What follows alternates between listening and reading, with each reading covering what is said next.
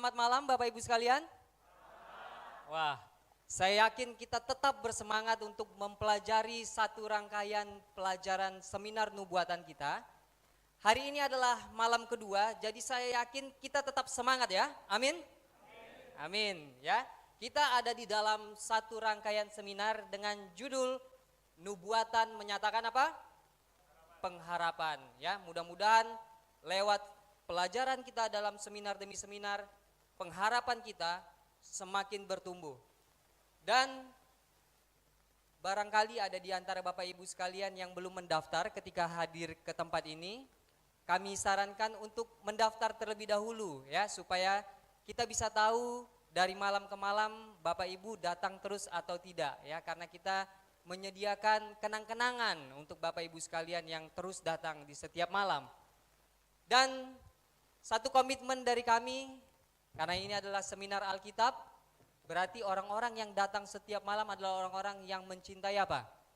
Alkitab. Jadi kami akan berikan Alkitab untuk orang-orang yang benar-benar menghargai dan mencintai Alkitab. Dan juga ada beberapa kenang-kenangan yang akan kami tinggalkan seperti DVD-DVD. Dan setiap malam kami juga berikan panduan pelajaran Alkitab gratis. Jadi nanti pastikan ketika Bapak Ibu sekalian keluar dari tempat ini, jangan lupa untuk meminta kepada panitia yang ada di pintu untuk seri pelajaran atau penuntun belajar nubuatannya. Ya. Dan untuk kita yang datang ke tempat ini meninggalkan anak-anak di rumah, karena mungkin takut, aduh anaknya nanti jadi berisik atau gimana, kami sediakan juga seri pelajaran nubuatan di ruangan sebelah khusus untuk anak-anak. Apa yang kita pelajari di sini dipelajari juga dengan anak-anak di sana ya, dengan cara yang bisa dimengerti oleh anak-anak. Dan untuk pelajaran kita malam-malam berikutnya, besok judul dari seminar kita sangat menarik. Judulnya adalah Ibu dari Segala Peperangan dalam Kitab Wahyu ya. Saya yakin kita pernah mendengar Kitab Wahyu. Ada kata-kata ibu dari segala peperangan di sana. Jadi pastikan besok malam dalam pelajaran yang sangat menarik kita hadir di sini, bawa saudara-saudari kita, teman-teman kita datang semua. Dan hari Minggu tidak kalah menarik juga, Misteri Omega, Wahyu Rahasia Kekuatan Pribadi. Dan malam berikutnya, hari Senin, judulnya adalah UFO, Praktek Gaib dan Kedatangan Kristus yang keberapa? Kedua kali. Jadi pastikan kita jaga kesehatan agar kita dapat terus datang di tempat ini. Sebelum kita memulai pelajaran kita malam hari ini, saya undang kita semua untuk berdoa. Kita tunduk kepala dan kita berdoa. Tuhan, pencipta alam semesta, Tuhan yang Maha Pengasih, Maha Penyayang, lihatlah kami Tuhan yang datang ke tempat ini untuk mempelajari kebenaran firman Tuhan. Bantulah kami Tuhan, bila mana kami lelah berikan kekuatan agar kami bisa memahami segala sesuatunya dengan baik. Dan biarlah Tuhan saja yang berfirman di tempat ini dan Roh Kudus Tuhan memberi pengertian kepada setiap kami yang mendengarkan firman Tuhan malam hari ini. Inilah doa kami Bapa, kami berdoa di dalam nama anak-Mu Yesus Kristus, Tuhan Juru Selamat dan Penebus kami. Amin. Oke, sekali lagi selamat malam Bapak Ibu semua. Ada yang tahu nggak apa judul pelajaran kita malam hari ini? Dinosaurus apa? Dinosaurus dan Kitab Suci ya. Jadi kalau yang dapat selebarannya mungkin tahu judul-judulnya ya. Benar sekali. Judul pelajaran kita malam hari ini adalah Dinosaurus dan Alkitab, Misteri Terbesar Arkeologi ya. Kalau mungkin ada kita yang dulu suka membaca koran, pada tahun 2009 bulan Februari, hari Sabtu tanggal 7 Februari tahun 2009, ada yang namanya Guardian.co.uk, satu organisasi surat kabar di Inggris, menuliskan judul seperti ini, Dinosaurus, Duta Bagi Evolusi. Apa yang mereka tuliskan di sana? Kita lihat sama-sama. Mereka tuliskan di artikel ini, dinosaurus mati 65 juta tahun yang lalu, namun kekaguman kita terhadap mereka semakin apa? Bertumbuh katanya ya. Walaupun dinosaurus sudah mati 65 juta tahun yang lalu, tapi orang-orang semakin tertarik, semakin bertumbuh mencari tahu tentang dinosaurus ini. Lebih daripada itu mereka katakan, jadi di tengah perayaan ulang tahun ke-200 kelahiran Charles Darwin, dia adalah bapak evolusi, minggu ini dinosaurus harus dinobatkan sebagai apa katanya? Duta bagi apa? Evolusi. Inilah artikel yang ditulis oleh surat kabar yang salah satu yang terbesar di Inggris ini, ya. Jadi mereka katakan seperti itu, dinosaurus harus dijadikan sebagai duta evolusi. Siapa yang pernah mendengar kata evolusi di sini? Boleh saya lihat tangannya? Puji Tuhan, hampir dari kita semua pernah mendengar evolusi, ya. Jadi evolusi mengatakan bahwa manusia ini tercipta dari segala sesuatu yang tadinya bukan manusia, berubah berevolusi selama miliaran jutaan tahun atau sangat lama sekali, akhirnya menjadi apa? Manusia. Dari yang tidak ada menjadi apa? Ada. Dari yang kecil, partikel-partikel berubah menjadi manusia. Inilah teori evolusi. Tapi pertanyaannya malam hari ini, apa benar dinosaurus ini adalah duta dari evolusi? Maksudnya apa benar dinosaurus ini bisa memperkuat bahwa evolusi itu memang apa? Benar. Kita akan lihat, ya. Apakah benar bahwa kita yang duduk di tempat ini malam hari ini berasal dari mana? Dinosaurus, ya, dari jutaan tahun yang lalu. Kita lihat evolusi. Apa benar kita dari sesuatu yang tadinya bukan manusia bertumbuh menjadi apa? Manusia. Malam hari ini kita akan mencoba mencari tahu, menelusuri siapa kakek buyut kita, nenek moyang kita. Siapa yang mau mencari tahu bersama-sama malam hari ini? Boleh saya lihat tangannya Bapak Ibu sekalian? Puji Tuhan, kita semua mengangkat tangan kita. Oleh karena itu jangan tertidur, jangan mengantuk, kita belajar sama-sama. Amin? Baik, kita lihat. Pelajaran kita, seminar kita adalah seminar apa? Alkitab. Boleh saya lihat siapa yang membawa Alkitab? Puji Tuhan. Baik. Kalau kita membawa Alkitab, kita buka apa yang Alkitab tuliskan pertama kali di dalam Alkitab. Kita buka di dalam Kejadian 1 ayat 1. Mungkin yang gak bawa Alkitab boleh kita lihat di depan, saya sudah tuliskan. Boleh kita baca sama-sama 1, 2, 3. Ketika kita membaca tulisan pertama di dalam Alkitab, Alkitab katakan pada mulanya Allah menciptakan langit dan bumi. Kalau kita baca dalam Kejadian pasal 1 ini, Tuhan menciptakan segala sesuatunya tidak sesuai dengan apa yang dituliskan oleh teori apa? Evolusi. Tidak manusia berdasarkan dari partikel kecil jutaan miliaran tahun barulah menjadi manusia. Tapi Kejadian pasal 1, Tuhan menciptakan langit dan bumi, menciptakan binatang, tumbuh-tumbuhan, manusia pada saat itu juga. Jadi ketika kita membuka Alkitab, maka ada satu pertentangan yang besar antara apa yang dikatakan Alkitab dengan teori apa? Evolusi. Tapi apakah Alkitab ini bisa kita jadikan pegangan? Apakah kita percaya yang mana yang kebenaran sebenarnya? Ratusan tahun Bapak Ibu sekalian, orang-orang memiliki kontroversi, pertentangan. Ada yang katakan, sebagian orang, sekelompok orang bilang apa? Tidak. Manusia ini tidak diciptakan begitu saja. Manusia ini dari kera. Jutaan tahun akhirnya menjadi apa? Manusia. Siapa yang setuju? Puji Tuhan gak ada yang setuju ya. Tapi ada sekelompok orang juga yang mengatakan seperti kita mungkin di tempat ini. Tidak, manusia tidak seperti kera, tapi manusia diciptakan oleh Tuhan sebagai manusia. Tapi kita perlu cari tahu. Kita harus buktikan siapa yang benar dalam pertentangan ini. Orang-orang yang mengatakan evolusi benar atau orang-orang yang mengatakan apa? Firman Tuhanlah yang benar. Nah, malam hari ini saya mau mencoba kita belajar melalui ilmu pengetahuan dan logika terlebih dahulu. Ada namanya logika malam. Kenapa saya bilang logika malam? Kalau malam-malam kita suka merenung-merenung ya. Siapa, ya nggak Bapak Ibu sekalian? Benar nggak? Kalau nggak ada kerjaan merenung-merenung, lalu mikir, timbullah pemikiran seperti ini ya. Coba kita juga merenungkan beberapa pertanyaan yang saya buat di sini. Yang pertama, ingat ya, semua tolong pikirkan ini. Boleh baca sama-sama 1, 2, 3? Dari mana saya berasal? Yang kedua, tolong renungkan.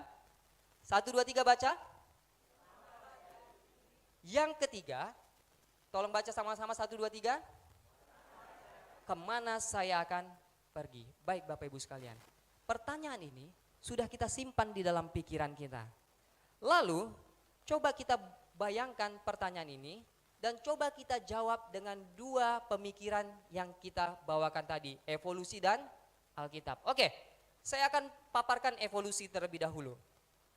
Evolusi bisa menjawab dari mana saya berasal. Kalau kita tanya kepada evolusi, dari mana manusia berasal? Apa jawab evolusi? Dari kera. Oke, evolusi menjawab pertanyaan yang pertama. Kemudian pertanyaan yang kedua, kita tanya kepada evolusi, mengapa saya ada di sini? Bisakah evolusi menjawab? Pernah dalam pelajaran kita evolusi menjawab, kenapa kita ada di dunia ini? Evolusi tidak bisa menjawab pertanyaan yang kedua. Oke, kita lanjutkan pertanyaan yang ketiga. Kemana saya akan pergi? Apa pernah ada teori evolusi katakan manusia nantinya akan menjadi apa? Tidak pernah Bapak Ibu sekalian. Evolusi hanya bisa mengklaim, dia bisa menjawab dari mana manusia ini berasal.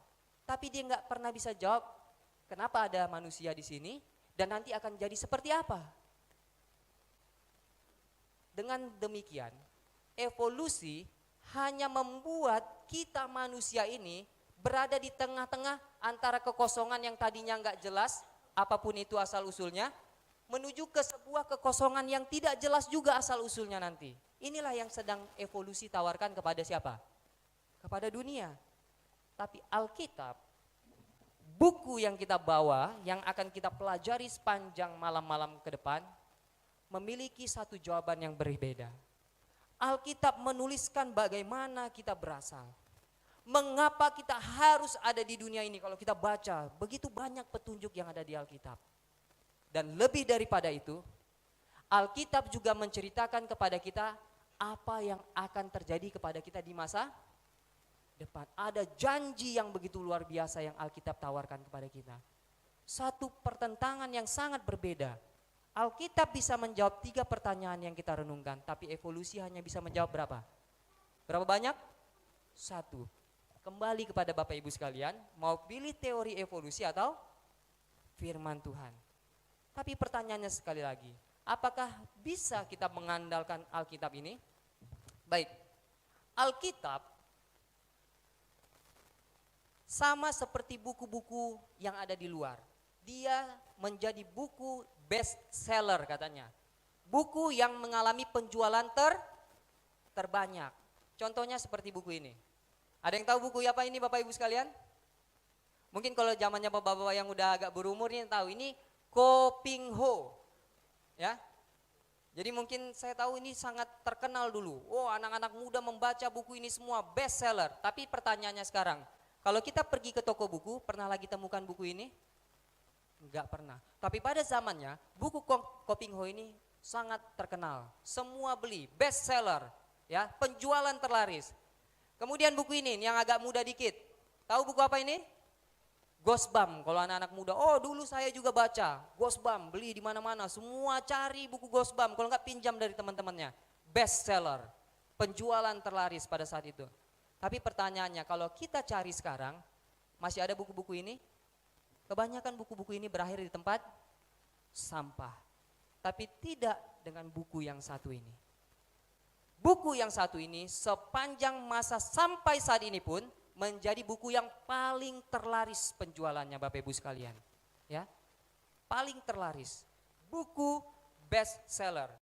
Bahkan buku yang satu ini telah mengalami begitu banyak pertentangan. Dibakar, dilarang dibaca, dihambat percetakannya.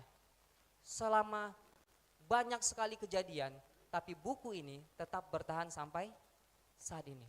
Pertanyaannya, kekuatan apa yang ada di balik buku ini sampai buku ini bisa melewati semuanya sampai kita pun masih bisa memilikinya saat ini. Mungkin selama ini kita tidak pernah berpikir, ya, oh yang penting saya punya buku ini.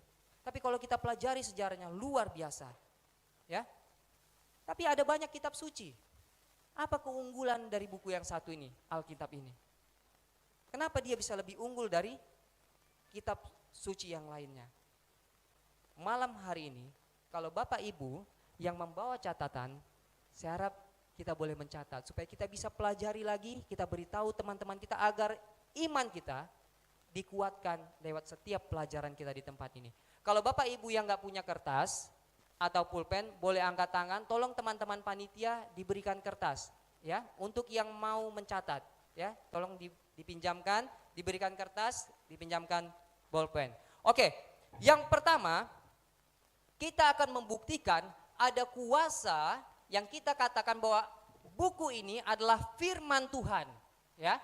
Siapa yang mengamini bahwa buku ini adalah firman Tuhan? Amin. Oke, tapi kita perlu buktikan karena setiap orang juga punya apa? Kitab suci, dan dia bilang kitab suci saya ini adalah firman. Semua orang katakan seperti itu.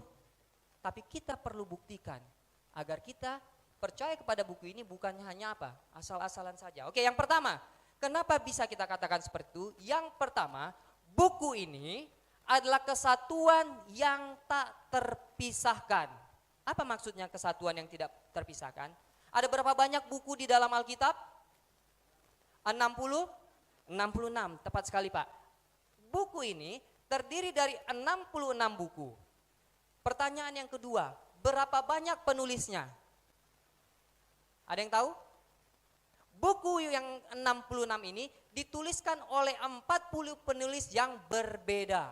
Ya, mungkin ini baru bagi kita, tapi kita perlu catat. 66 buku, 40 penulis yang berbeda. Berapa bahasa yang digunakan untuk menulis buku ini pertama kali? Ada yang tahu? Baik. Buku ini dituliskan dalam tiga bahasa. Bahasa Ibrani, bahasa Aram, dan bahasa Yunani. Lalu lebih dari ini, buku ini dituliskan melalui 3 benua, ya, Afrika, Eropa, dan Asia. Kemudian penulis-penulisnya berbeda dan rentang penulisan buku ini, ada yang tahu berapa lama? 1.600 tahun, ya. Jadi bayangkan satu buku dituliskan 1.600 tahun, penulisnya ada 40 orang yang berbeda, kemudian juga dari 3 benua, bahasa yang berbeda. Tapi apakah kita pernah menemukan satu cerita yang tidak sejalan di dalam buku ini? Ada yang pernah menemukan? Tidak pernah. Mereka sejalan, ya. Sejalan Bapak Ibu sekalian. Saya berikan satu contoh. Bayangkan ya, buku ini ditulis 40 orang berbeda, tapi ceritanya sama, 1.600 tahun. 1.000 tahun yang lalu ada yang menuliskan, saya nggak pernah baca, kemudian dituliskan kembali sejalan. Tapi coba pikirkan seperti ini. Ada 40 dokter ahli kanker, disuruh menulis tentang kanker. Faktanya ketika mereka menuliskan tentang kanker, mereka satu profesi, tapi kenyataan pastilah mereka akan bertentangan satu sama lain. Itu sudah terbukti di dunia. Ada banyak dokter yang bertentangan, bukan begitu? Benar nggak? Ada dokter yang bilang boleh minum susu, ada dokter yang bilang nggak boleh minum susu, ada dokter yang bilang ini boleh dimakan oleh orang kanker, ada dokter yang bilang ini nggak boleh dimakan. Tapi buku ini 40 penulis yang berbeda tidak mengatakan seperti itu. Luar biasa, ya. Dituliskan di 3 benua, penulis yang berbeda, 1.600 tahun, tidak mengalami pertentangan. Kalau mungkin yang nulis cuma 1 orang, ya, mungkin Bapak yang di depan, dia tulis buku, wajar ya. Kalau dia sendiri yang tulis, dia nggak akan bertentangan, karena itu adalah tulisan dia sendiri. Tapi kalau 40 penulis, tidak mungkin seperti itu. Oleh karena itu kita bisa melihat lewat bukti yang pertama, bahwa buku ini mengalami satu kesatuan yang tidak terpisahkan. Ini adalah satu bukti bahwa buku ini adalah firman Tuhan. Ya, oke. Kita sudah lihat yang pertama, apa tadi? Kesatuan yang tak terpisahkan. Yang kedua, kenapa buku ini kita sebut firman Tuhan? Karena buku ini sendiri menyatakan diinspirasikan oleh Tuhan. Ya, di Alkitab ini sendiri Bapak Ibu sekalian ada 3.000 kali Alkitab mengatakan bahwa Tuhanlah pengarangnya. Ada beberapa contoh yang akan saya berikan. Kalau kita membawa Alkitab kita, kita buka di dalam 2 Timotius 3 ayat yang ke-16. 2 Timotius 3 ayat yang ke-16 boleh dicatat, saya juga tampilkan di depan. Kita baca bersama-sama. 1, 2, 3. Segala tulisan yang diilhamkan Allah memang bermanfaat untuk mengajar, untuk menyatakan kesalahan, untuk memperbaiki kelakuan, dan untuk mendidik orang dalam kebenaran. Berapa tulisan yang diilhamkan dikatakan? Satu buku yang diilhamkan? Tidak? 2 buku? 3 buku? Setengah Alkitab? Berapa yang diilhamkan dikatakannya? Segala, semua tulisan yang ada di Alkitab adalah diilhamkan oleh Allah dikatakan. Jadi kita bisa percaya kepada setiap buku di Alkitab. Entah itu perjanjian lama, entah itu perjanjian baru. Kemudian ayat yang berikutnya di dalam 2 Petrus 1 ayat 21, boleh dicatat terlebih dahulu. Setelah catat kita baca sama-sama. Apa yang dikatakan dalam 2 Petrus 1 ayat 21? Oke, kita baca sama-sama 1, 2, 3. Sebab tidak pernah nubuat dihasilkan oleh kehendak manusia, tetapi oleh dorongan Roh Kudus, orang-orang kudus berbicara atas nama Allah. Alkitab jelas-jelas mengatakan semua yang dituliskan di Alkitab ini bukanlah ide-ide siapa? Manusia. Semuanya didorong oleh Roh Kudus. Orang-orang ini apa? Berbicara. Jadi Alkitab sendiri membuktikan, menyatakan bahwa setiap yang ada di sini bukanlah tulisan yang berasal dari ide manusia. Tapi manusia menuliskan atas dorongan Tuhan sendiri. Amin Bapak Ibu sekalian? Amin. Baik. Kita akan lanjut. Yang ketiga, bukti arkeologi. Ada yang pernah mendengar kata arkeologi di sini? Atau yang belum pernah mendengar kata arkeologi? Puji Tuhan, kita sudah tahu semua apa ini arkeologi. Siapa yang pernah mendengar kota Ebla di sini? Ada?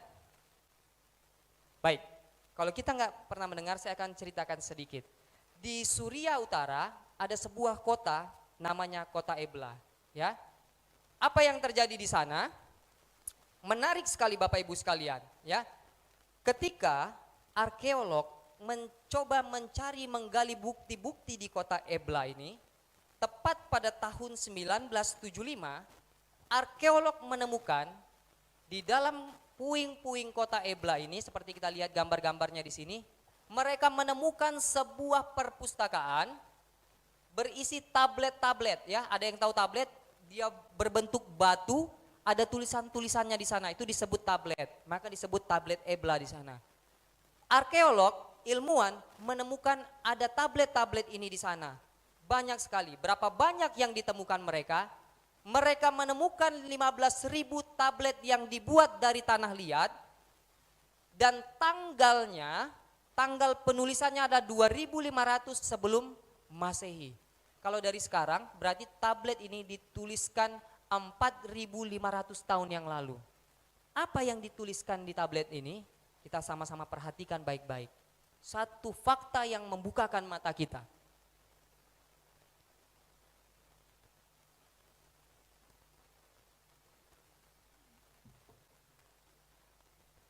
Tablet-tablet ini menuliskan tentang bagaimana cerita penciptaan yang pertama. Yang kedua, tablet-tablet ini juga menuliskan tentang kejadian banjir yang terjadi di seluruh dunia, katanya ada kalau kita sebut apa? Air bah. Lalu yang ketiga, tablet-tablet ini menuliskan nama-nama walaupun terpisah-pisah, ada nama Esau, Abraham, ada kata Israel, Sinai dan Yerusalem di dalam tablet-tablet ini. Dan kemudian juga cerita yang sering kita temukan di Alkitab tentang 2 kota berdosa, itu kota apa? Sodom dan Gomora. Kata Sodom juga ditemukan di tablet ini. Luar biasa Bapak Ibu sekalian. Bahkan ada banjir seluruh dunia yang kita sebut air bah ini, ya. Kita bisa juga banyak menemukan bukti-buktinya selain daripada tablet yang ada di Ebla ini. Ada bukti yang lain. Mungkin kalau yang teman-teman kita berasal dari Cina atau Tionghoa, mereka akan tahu ini. Ya, lihat. Ini ada tulisan Cina kuno, kapal ditulisnya di sana. Kapal ini terbentuk, kalau bisa lihat baik-baik di sana, dari kata perahu, kemudian kata apa? 8 dan orang. Kalau kita ingat perahu, isinya ada 8 orang, kita ingat cerita apa ini? Nuh, di dalam bahtera, dia diselamatkan 8 orang, satu keluarganya. Inilah dasar kata Cina kuno tentang apa? Kapal. Cerita-cerita Alkitab ini diakui, ya, tercatat menjadi satu ide atau gagasan dalam setiap penulisan-penulisan juga di dunia ini. Luar biasa, ya. Dan pertanyaan berikutnya, bagaimana dengan dinosaurus? Apakah fosil dari dinosaurus juga mengkonfirmasi atau mendukung penciptaan yang ada di dalam Alkitab? Siapa yang pernah mendengar dinosaurus, Bapak Ibu semua? Wah, kita semua mendengar dinosaurus. Tapi kita akan lihat, tadi kita lihat tablet-tablet itu mendukung semua cerita-cerita Alkitab. Tapi sekarang pertanyaannya, dapatkah kita membuktikan bahwa dinosaurus ini juga mendukung apa yang ada di Alkitab? Kita akan lihat. Bagaimana kita akan mengkonfirmasinya? Ya, saya mau ceritakan satu cerita tentang teori evolusi, mungkin kita sudah lupa. Teori evolusi mengatakan dinosaurus yang contohnya gambar di depan ini, yang inilah manusia bisa gambarkan, mereka hidup 65 juta tahun yang lalu. Berapa tahun? Berapa tahun? 65 juta tahun yang lalu. Kemudian evolusi juga mengatakan manusia baru ada di dunia ini sekitar 500.000 tahun yang lalu. Kalau begitu, berapa jarak manusia ada di dunia kepada kepunahan dinosaurus ini? 64.500.000 tahun. Inilah perbedaannya, ya. Jadi evolusi katakan dinosaurus punah 65 juta tahun yang lalu, kemudian manusia baru ada 500.000 tahun yang lalu. Jadi ada jarak waktu 64.500.000 tahun. Nah, tapi apakah benar teori evolusi ini? Kita perhatikan. Puji Tuhan, Tuhan menggunakan setiap ilmu pengetahuan untuk mendukung firman Tuhan ini. Amin Bapak Ibu sekalian? Amin. Kita lihat, kita akan teliti sama-sama. Ini adalah gambar dari fosil. Ada yang tahu yang ya fosil ya? Bebatuan yang mengeras ya, yang bisa kita uji. Lampunya mati di sini. Ini adalah jejak kaki dinosaurus dan di sampingnya tepat ada jejak kaki manusia. Saya harap mudah-mudahan ini kelihatan, ya. Kelihatan Bapak Ibu sekalian? Di CT scan diteliti, mungkin saja ini diukir orang ya. Mungkin ini diukir orang. Tapi di CT scan dengan teknologi-teknologi penguji kebenaran daripada ilmuwan, maka mereka lakukan pengujian seperti ini dengan tahap-tahap pengujian scan dipotong berkali-kali, maka fosil ini dinyatakan adalah benar. Kemudian mereka membuktikan jejak kaki dinosaurus itu benar-benar berdampingan dengan jejak kaki manusia itu. Dan juga pada waktu yang sama dari umur bebatuannya. Jadi mereka teliti, kalau begitu tadi evolusi bilang apa? Ada perbedaan kehidupan, sudah punah 64.500.000 tahun terlebih dahulu dinosaurus, barulah manusia apa? Ada. Tapi bukti arkeologi nggak bilang seperti itu. Ini bukti nyata. Bukti arkeologi katakan lewat fosil ini, dinosaurus, hewan-hewan besar, hidup bersama-sama dengan apa? Manusia. Mungkin baru di antara kita yang pernah mendengar tentang ini ya. Tapi arkeologi telah membuktikan seperti itu. Dinosaurus dan manusia hidup pada saat yang bersamaan. Dengan demikian, arkeologi menyatakan Alkitab ini benar. Tuhan tidak menciptakan segala sesuatu itu ada rentang waktunya jutaan tahun. Tapi Tuhan ciptakan sama-sama setiap ciptaan. Ini buktinya. Manusia dan dinosaurus apa? Ya, dinosaurus ini hewan besar ya. Jadi bukan, jangan berpikir dinosaurus yang kita lihat-lihat sekarang ini ya. Jadi mereka menurut catatan fosil hidup berdampingan ya. Hidup berdampingan. Tapi pertanyaannya, kemana dinosaurus ini pergi sekarang kok nggak ada? Secara tidak langsung, catatan fosil menunjukkan manusia dan dinosaurus hidup bersama-sama. Tapi pertanyaannya, kemana dinosaurus ini sekarang? Ada yang bisa menjawab? Punah. Punah oleh apa? Ada yang bilang bencana alam. Punah oleh apa? Catatan di Alkitab mengatakan manusia dan hewan-hewan punah oleh air bah. Itulah secara tidak langsung fosil ini mengatakan bahwa dinosaurus ini pun punah oleh air bah. Secara nggak langsung air bah memang benar-benar ada di dunia berdasarkan catatan arkeologi ini. Kemudian dengan demikian penemuan-penemuan arkeologi ini menggagalkan teori apa? Evolusi. Inilah yang dikatakan oleh mereka. Ya, In the Quest of African Dinosaur halaman 261 mereka katakan, ini ilmuwan yang katakan, terjadinya manusia dan dinosaurus evolusi akan kalah. Oke, saya mau gambarkan sebuah cerita ke kita semua. Coba perhatikan baik-baik. Ada seorang putri dan ada seorang kodok. Siapa yang nggak tahu cerita ini? Saya yakin semua pasti tahu ya. Kalau kodok ini dicium sama perempuan ini, jadi apa? Jadi apa? Jadi pangeran yang ganteng. Ya, dari kodok dicium jadi pangeran yang ganteng. Cerita seperti ini kalau diceritakan ke kita, kita sebut apa? Sebut apa? Dongeng. Dari kodok jadi manusia yang ganteng disebut apa? Dongeng. Sekarang ya, kalau saya gambarkan seperti ini. Kodok, katak, 40 juta tahun berubah lama-lama jadi manusia. Kalau gitu cerita yang begini disebut apa?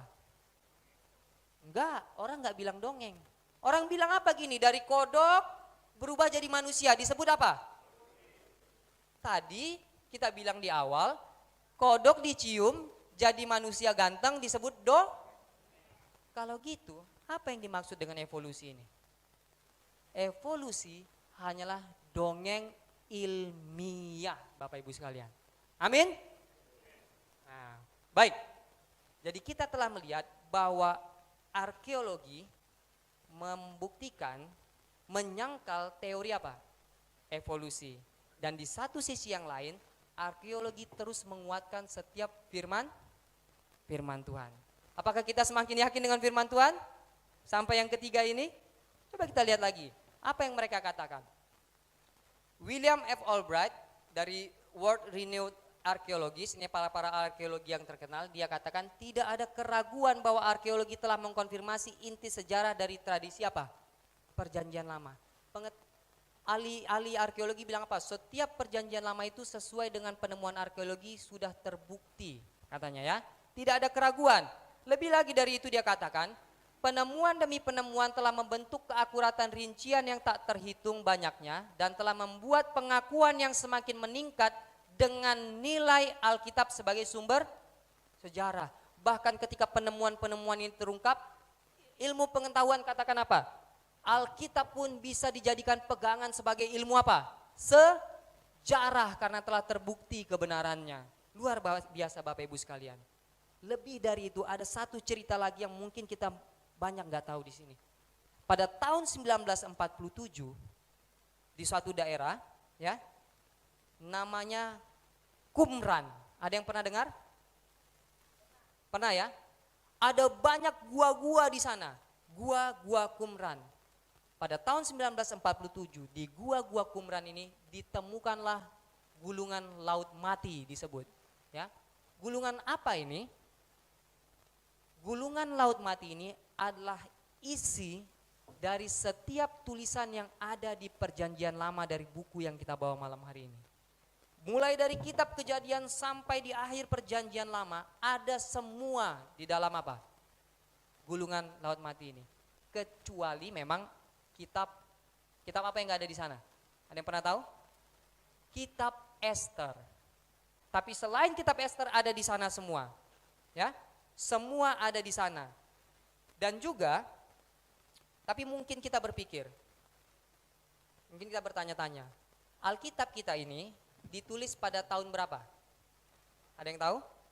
Alkitab kita ini dituliskan pertama kali tahun 900 Masehi. Sementara Alkitab saudara kita, kitab suci saudara kita yang dekat dengan kita di Indonesia ini, dituliskan 600 Masehi. Mana yang lebih duluan? Kitab kita atau kitab saudara kita? Kitab saudara kita lah, kita kan 900 Masehi. Kitab saudara kita ini 600 Masehi. Mana yang lebih duluan? Kitab saudara? Oh, berarti mereka lebih duluan. Tidak seperti itu. Kitab ini memang ditulis tahun 900 Masehi. Tapi bukti di tablet Ebla ini, sesungguhnya setiap tulisan yang ada di Alkitab ini, Perjanjian Lama, sudah ada pada tahun 125 sebelum Masehi. Jadi kalau kita hitung, kitab kita ini bahkan lebih tua 700 sampai 800 tahun daripada kitab saudara kita. Jadi kitab kita ini lebih ada apa? Duluan, ya. Lebih tua dan lebih lagi Bapak Ibu sekalian. Coba kita cari kitab Yesaya di Alkitab kita. Boleh kita cari ke sana? Kalau sudah dapat katakan amin. Cari kitab Yesaya.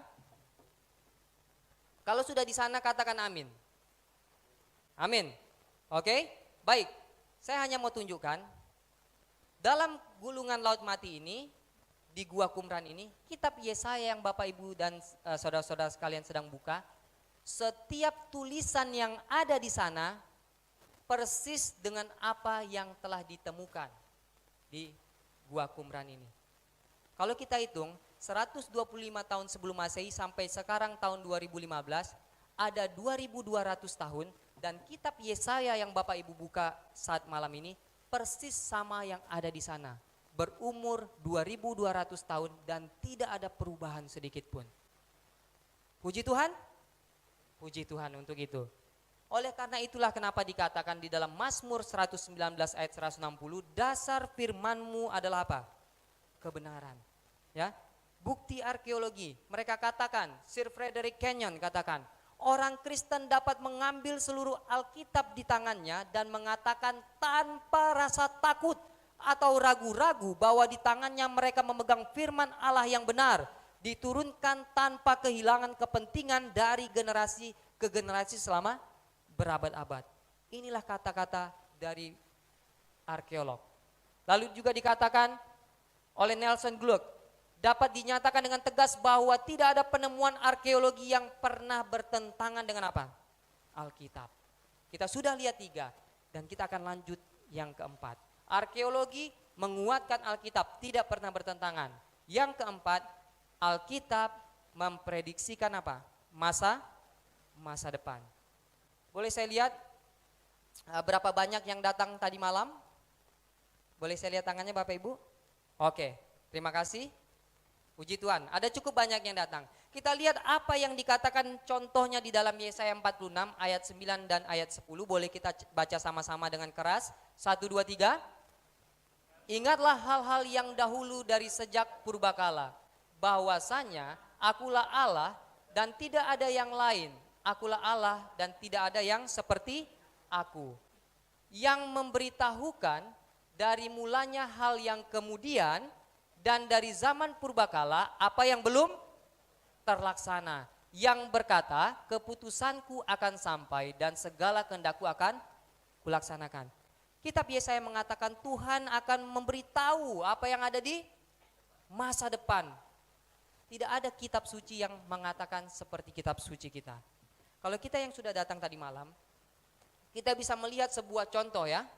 Sebuah contoh bagaimana Tuhan mengatur segala sesuatunya. Firman Tuhan dapat memprediksikan apa yang terjadi di masa depan.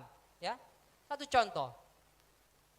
Alkitab di dalam Daniel pasal kedua menceritakan sebuah patung negara-negara. Tapi sebelumnya 150 tahun sebelum itu setelah dikatakan dalam kitab Yesaya bahwa Babylon itu akan hancur nantinya. Lebih daripada itu disebutkan juga di dalam kitab Yeremia, boleh catat yang mau mencatat, bangsa yang mengalahkan Babylon ini pun disebutkan oleh Alkitab. Luar biasa. Lebih daripada itu lagi, nama orang yang akan menaklukkan Babylon ini pun disebutkan di dalam Yesaya 45 ayat yang pertama. Siapa namanya? Kores. Bahkan cara mengalahkannya pun Tuhan sebutkan di sana. Luar biasa. 150 tahun sebelum Kores lahir, namanya sudah ditentukan. Alkitab kita sangat luar biasa Bapak Ibu sekalian. Ya, kita telah belajar kemarin, bahkan kepala dari emas adalah Babylon dikatakan. Lengan dan dada dari perak adalah apa? Apa? Pinggang dan perut dari tembaga Yunani. Kaki dari besi Roma. Kaki dan jari kaki yang bercampur dari tanah liat 10 kerajaan Eropa yang terbagi. Lihat, Alkitab dalam satu pasal saja bisa menggambarkan 2500 tahun ke depan dan menjadi sejarah bagi kita. Luar biasa sekali. Alkitab dapat memprediksi. Alkitab adalah satu-satunya, ya, satu-satunya buku suci di dunia yang dengan akurat memprediksikan bangkit dan runtuhnya apa? Bangsa-bangsa. Pernah dengar di kitab yang lain? Memprediksikan dan tepat terjadi, bangsa-bangsa akan berganti mengalahkan? Tidak ada Bapak Ibu sekalian. Hanya Alkitab yang mengatakan. Tapi lebih dari 4 ini Bapak Ibu sekalian, kita telah melihat keajaiban-keajaiban. Tapi ada yang lebih daripada semuanya ini. Yang kelima, Alkitab dapat mengubah apa? Hidup. Alkitab dapat mengubah hidup. Ia memiliki kekuatan yang mengubahkan seorang pemabuk menjadi seorang yang baik dan ramah. Seorang pencuri menjadi orang yang baik. Seorang preman di pasar membaca Alkitab menjadi orang yang ramah. Seorang pelacur menjadi wanita yang murni. Kita telah melihat kesaksian banyak orang, mereka diubahkan oleh apa? Alkitab. Dan ada sebuah contoh di sebuah kepulauan. Ini cerita benar. Datanglah seorang ateis ke sebuah kepulauan ini. Lalu dia lihat orang-orang di kepulauan ini senang sekali membaca Alkitab dan bernyanyi lagu-lagu Kristen. Lalu seorang ateis ini datang kepada mereka, katakan begini, kenapa kalian masih melakukan hal-hal bodoh seperti ini? Di luar sana, buku ini sudah dianggap buku dongeng. Enggak ada lagi yang begini-beginian. Lalu apa yang dilakukan oleh rakyat di sini? Mereka ceritakan kepada kepala desanya. Lalu kepala desanya datang, dia dekati seorang ateis ini, lalu dia tunjukkan kepada seorang ateis ini, Pak, sini sebentar. Lihat kuali yang besar di sana itu, yang sedang dipanaskan itu. Ya, saya lihat karena kuali itu sebelum Alkitab datang ke tempat ini, biasanya kami gunakan untuk merebus orang-orang seperti Bapak. Mereka adalah kanibal. Tapi karena Alkitab telah hadir di tempat ini, kuali itu tidak pernah lagi kami pakai untuk merebus manusia. Ini adalah kisah benar di daerah New Zealand sana, Fiji dan sekitarnya. Alkitab mengubahkan hidup banyak orang Bapak Ibu sekalian. Mungkin juga kita yang hadir ke sini karena telah diubahkan oleh apa? Firman Tuhan yang ada di dalam Alkitab. Jadi kita telah melihat 5 hal yang ada di sini. Jadi ketika Tuhan berfirman, pada mulanya Allah menciptakan langit dan bumi. Apakah kita percaya? Apakah kita masih mau terbuai dengan dongeng-dongeng evolusi yang ada di luar sana? Anak-anak kita diajarkan teori-teori evolusi, menyangkal sang pencipta kita. Tapi buku ini menuntun kita kepada pencipta kita. Tapi ada pertanyaan lain. Bagaimana kita tahu bahwa Tuhan yang menciptakan semua ini? Saya berikan satu contoh terlebih lagi ya. Siapa yang punya jam di sini? Siapa yang punya jam? Boleh angkat tangan? Contoh, saya bawa jam di sini ya. Ya, mungkin jamnya seperti ini. Bagaimana kalau saya berpikir, saya bilang sama Bapak Ibu sekalian, Pak, Bu, teman-teman semua, jam saya ini enggak tahu dari mana asalnya. Ya, miliaran tahun sekarang udah jadi jam. Lalu kena sinar matahari, barulah dia bisa berjalan, berdetak. Bapak Ibu ada yang percaya? Tidak ada yang percaya. Saya yakin bahkan kalau saya cerita begitu orang bilang saya apa? Bilang saya apa? Gila, hanya orang gila yang berpikir seperti itu. Kalau kita lihat jam, tepat 1 detiknya bergerak sama terus, ya enggak? bentuknya pun bagus. Setiap hari tidak pernah melakukan kesalahan kecuali habis baterai, ya enggak? Kalau kita sudah melihat begini, masihkah kita masih berpikir, oh ini berubah miliaran tahun jadi begitu saja? Melihat ilustrasi ini, kita bisa menyatakan jam saja pasti ada yang menciptakannya. Ada yang mendesainnya sedemikian rupa sehingga dia berjalan seirama. Ya, jadi kita akan melihat apa benar pencipta kita.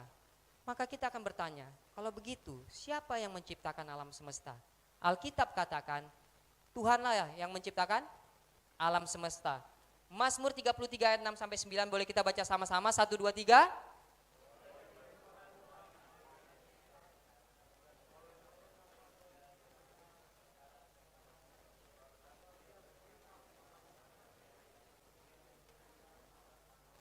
Mazmur katakan, firman Tuhanlah yang telah menjadikan segala sesuatunya. Roma 1 ayat 20, sebab apa yang tidak nampak daripadanya yaitu kekuatannya yang kekekalan keilahiannya dapat nampak kepada pikirannya dari karyanya sejak dunia diciptakan sehingga mereka tidak dapat berdalih.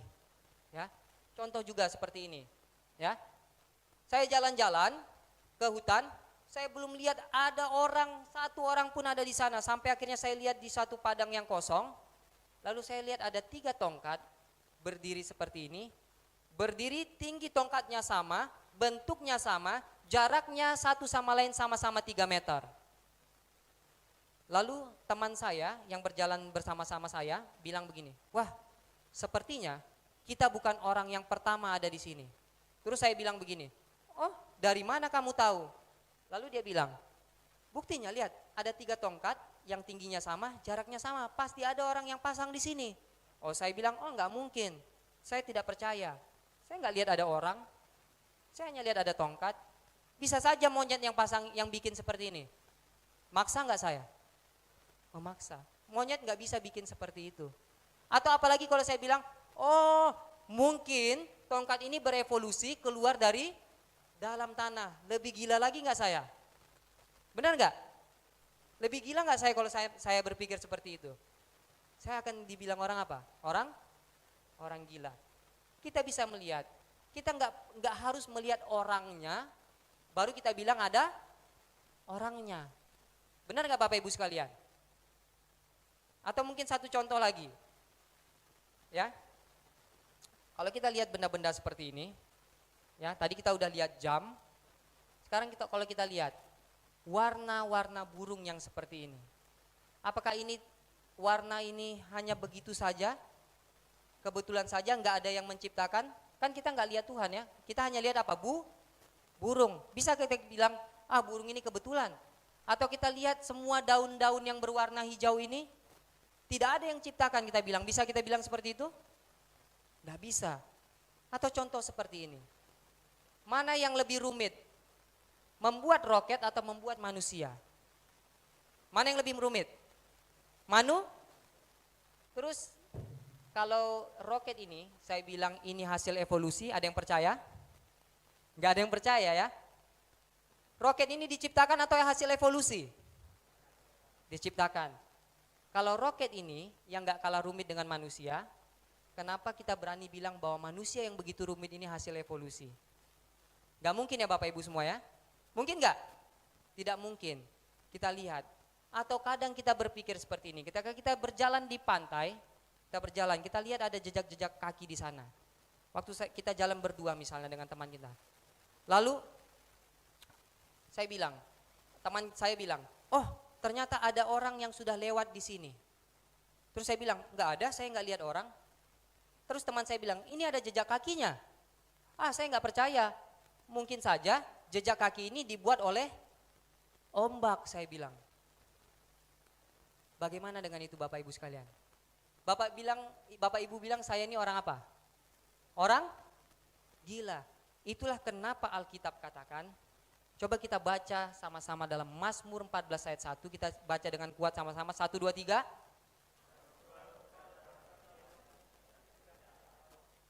Inilah yang terjadi. Begitu banyak jejak kaki Tuhan yang kita bisa lihat di alam, dimanapun juga. Tapi kita tetap mengatakan bahwa Tuhan tidak apa? Tidak ada. Ayub 12 ayat 7 sampai 9, bertanyalah kepada binatang, maka engkau akan diberinya pengajaran, kepada burung maka engkau akan diberinya apa? Keterangan. Atau bertuturlah kepada bumi, maka engkau akan diberinya pengajaran, bahkan ikan di laut akan bercerita kepadamu, kata firman Tuhan. Siapa di antara semua itu yang tidak tahu bahwa tangan Allah yang melakukan itu? Ini yang dikatakan Ayub. Tapi kita tetap sering menyangkal siapa? Tuhan, karena kita merasa saya sudah pintar, saya sudah bisa berpikir, saya nggak mau lagi dengar apa? Alkitab. Dan mungkin kadang-kadang orang bertanya, kalau begitu berapa umur bumi katanya? Ada yang mau tahu berapa umur bumi? Oke, kita lihat. Inilah jawaban kalau kita tanya kepada ilmu pengetahuan. Tidak ada jawabannya. Macam-macam. Orang katakan tahun 1862, 20 juta tahun. Tahun 1899, 90 juta tahun. Bahkan terakhir 1956, 4,5 miliar tahun. Tahun 2008 ilmu pengetahuan katakan 5 miliar tahun. Mana yang benar? Kita mau pilih hasil dari ilmu pengetahuan ini. Adakah ilmu pengetahuan bisa jawab umur bumi? Enggak bisa, Bapak Ibu sekalian. Kalau begitu, berapa umur bumi ini? Alkitab mengatakan kalau kita pelajari, berapa umur bumi? 6.000 tahun. Dan kalau kita cari di internet umur bumi muda, maka kita menemukan fakta yang menakjubkan. Maka akan keluar di sana umur bumi muda adalah berapa? 6.000 tahun. Jadi pengetahuan bila dibuktikan terus-menerus maka akan sejalan dengan Alkitab. Inilah yang akan terjadi Bapak Ibu sekalian. Dan yang terakhir, satu bukti yang paling mengejutkan, pada tahun 2005 telah ditemukan oleh para ilmuwan jaringan lunak, ya, bukan tulang belulang tapi jaringan lunak, daging dan darah T-Rex, Tyrannosaurus Rex, yang dikatakan ini adalah fosil 70 juta tahun tapi dengan jaringan darah yang masih utuh. Dikatakan selama lebih dari 1 abad pembelajaran mengenai dinosaurus terbatas pada fosil tulang, tapi sekarang peneliti telah menemukan jaringan lunak berumur 70 juta tahun yang mungkin adalah jaringan dan sel seekor Tyrannosaurus Rex. Lihat, inilah gambarnya. Dagingnya masih hampir utuh terlihat. Darah-darahnya masih hampir utuh. Tapi dengan demikian, ilmuwan mengatakan penemuan terbaru ini hanya satu lagi contoh bukti ilmiah yang membuktikan evolusi tidaklah benar. Bukti yang kebanyakan anak sekolah tidak akan pernah lihat dalam buku pelajaran mereka. Kenapa? Karena jaringan lunak, darah dan daging tidak bisa bertahan jutaan tahun. Hanya dapat bertahan ribuan tahun. Jadi Bapak Ibu sekalian, kita telah melihat segala sesuatunya. Sekali lagi, apa yang terjadi kepada dinosaurus? Apa yang terjadi kepada dinosaurus? Kemana mereka? Punah oleh air bah. Kita akan punya waktu untuk pelajari itu. Ya, sekali lagi Kejadian 1 ayat 1, pada mulanya Allah menciptakan langit dan bumi. Oleh karena itu Bapak Ibu sekalian, serahkanlah kekhawatiranmu kepadanya sebab ialah yang memelihara kamu. Alkitab ini berisikan tentang kasih Tuhan kepada kita, tentang rencana keselamatan Tuhan kepada kita Bapak Ibu sekalian. Ya, ini adalah firman yang hidup yang dapat mengubahkan setiap orang. Oleh karena itu Bapak Ibu sekalian, dekatkanlah dirimu sekarang dengan Dia dan menjadi damai sehingga kebaikan akan datang kepadamu. Alkitab ini memang adalah buku terlaris di dunia. Tapi apa yang kita lakukan kepada buku yang dapat mengubahkan kehidupan kita, buku yang memberikan pengharapan kepada kita, mungkin kita tinggalkan di sudut-sudut rumah kita. Mungkin bukan menjadi buku yang paling sering kita baca. Kita telah melalaikan surat cinta daripada Tuhan kepada kita, yang berisi rencana keselamatan yang diberikan khusus kepada kita semua Bapak Ibu sekalian. Malam hari ini kita telah membuktikan lewat 5 langkah ini betapa luar biasanya firman Tuhan. Tidak terbantahkan. Bila mana Bapak Ibu sekalian setelah melihat semua pelajaran malam hari ini, mau berpikir, Tuhan, mulai hari ini saya mau lebih mengenal Tuhan melalui firman Tuhan lebih dekat lagi. Mulailah malam hari ini Bapak Ibu sekalian. Bila Bapak Ibu mau memulai, saya sarankan mulailah dengan kitab Mazmur yang akan memberikan jalan keluar dari tekanan-tekanan hidup kita. Atau boleh membaca kitab Yohanes yang merupakan Injil yang sangat praktis dalam kehidupan kita. Mazmur 139 ayat 17 dan 18 katakan, dan bagiku betapa sulitnya pikiranmu ya Allah, betapa besarnya jumlahnya jika aku mau menghitungnya. Itu lebih banyak daripada pasir. Apabila aku berhenti, masih saja aku bersama-sama engkau. Sebab aku mengetahui rancangan-rancangan apa yang ada padaku mengenai kamu. Demikianlah firman Tuhan. Boleh kita baca sama-sama? 1, 2, 3, yaitu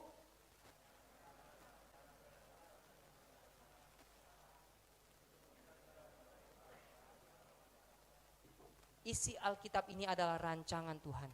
Apakah ada rancangan kecelakaan di dalamnya Bapak Ibu sekalian? Hanyalah rancangan damai sejahtera. Bertanyalah, kenapa saya mau melalaikan membaca firman Tuhan ini? Rancangan keselamatan damai sejahtera untuk setiap kita yang membacanya. Biarlah kiranya melalui pelajaran malam hari ini, kita mau datang lebih dekat lagi kepada firman Tuhan. Kita mau mengenal Dia lebih dekat lagi Bapak Ibu sekalian. Dan biarlah ketika kita melihat melalui firman Tuhan yang ada di dalam Alkitab, kita mengenal Tuhan kita lebih dekat. Kita menyadari lebih lagi apa yang Tuhan telah lakukan kepada kita.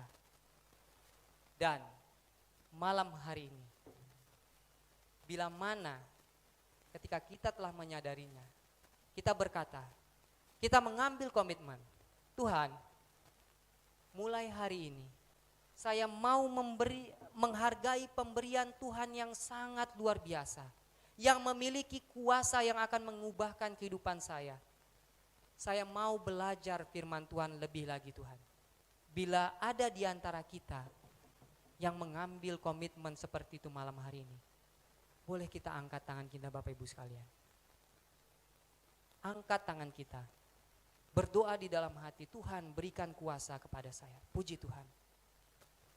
Terima kasih banyak. Kita akan tutup dengan doa. Bapa yang bertahta dalam kerajaan surga, Tuhan pencipta alam semesta, malam hari ini Tuhan, kami telah melihat bahwa Tuhan telah menuliskan sebuah buku sebagai surat cinta Tuhan kepada setiap kami yang hadir di tempat ini. Tulisan yang Tuhan ilhamkan adalah satu rancangan keselamatan kami. Biarlah kiranya Tuhan bantu kami untuk lebih rindu lagi mempelajari Alkitab ini Tuhan, dari awal hingga akhir. Ya Bapa, kami tahu setan tidak senang untuk hal ini, tapi bantulah kami Tuhan. Berikan kekuatan bila mana kami tidak mengerti Tuhan. Berikanlah Roh Kudus-Mu Tuhan untuk mengajari kami, agar setiap firman yang kami baca dapat kami mengerti dan kami mendapatkan perubahan di dalam kehidupan kami hanya melalui kuasa dan kasih karunia Tuhan. Inilah doa kami Tuhan, kami berdoa di dalam nama anak-Mu Yesus Kristus, Tuhan, Juru Selamat dan Penebus kami. Amin.